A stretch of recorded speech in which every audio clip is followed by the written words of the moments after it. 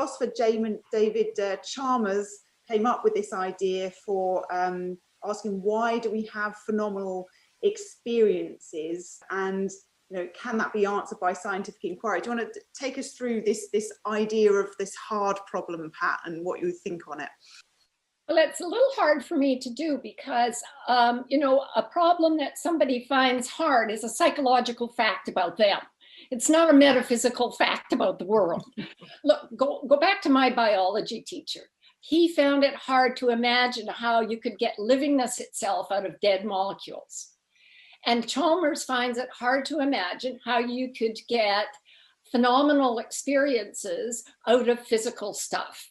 Yeah, okay, it's hard to imagine. There's a lot of things that are hard to imagine. But what amazing conclusion do you want to draw from that? And what he wants to draw from that is that consciousness is a fundamental feature of the universe. He would agree with Planck. And I think, well, okay, go for it then. But without data, you're just another person with an opinion. And he's been working on this now for 25 years, or at least he articulated it 25 years ago. There's been no progress on the problem. I mean, if he really thinks it's a fundamental feature of the universe, where are the experiments? Where are the data? Where are the measurements?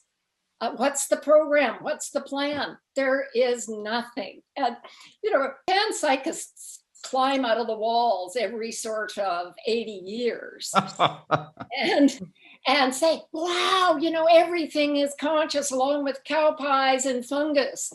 And we're all supposed to go, oh, wow, how deep is that?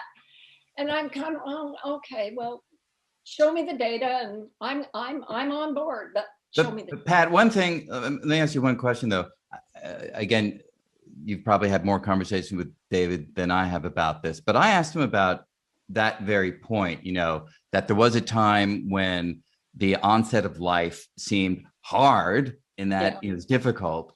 And couldn't it be that just as in that case, 50, 100 years of scientific progress made that problem not go away, but kind of evaporated in terms of it seeming so completely mysterious? His response to me was, when he uses the word hard, he's not using like a subjective sense that he finds it hard. He's saying this is a unique problem because the data is only first person accessible. So all the other problems of the world are third party accessible type problems.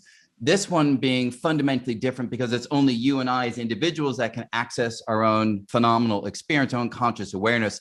That's what I understand him to have meant when he said the word hard.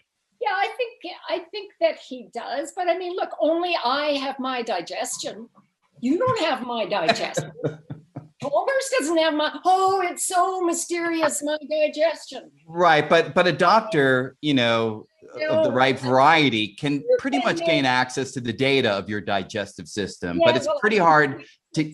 No, you can't, as in the propofol experiment I described. The propofol experiment that Emery Brown did is an instance where we do have an understanding of what was lost and why it was lost. We didn't have the experience itself. But that's the point. But I think that's exactly the point. No, right. But look, I can know everything there is to know about the nature of pregnancy. It won't make me pregnant. There's a different route to pregnancy. And similarly, when he says you can know everything there is to know about blue, but it won't cause you to see blue, that's just like saying I should become pregnant if I know everything there is to know about pregnancy. I mean, it's stale now. I'm sorry, but it's just stale.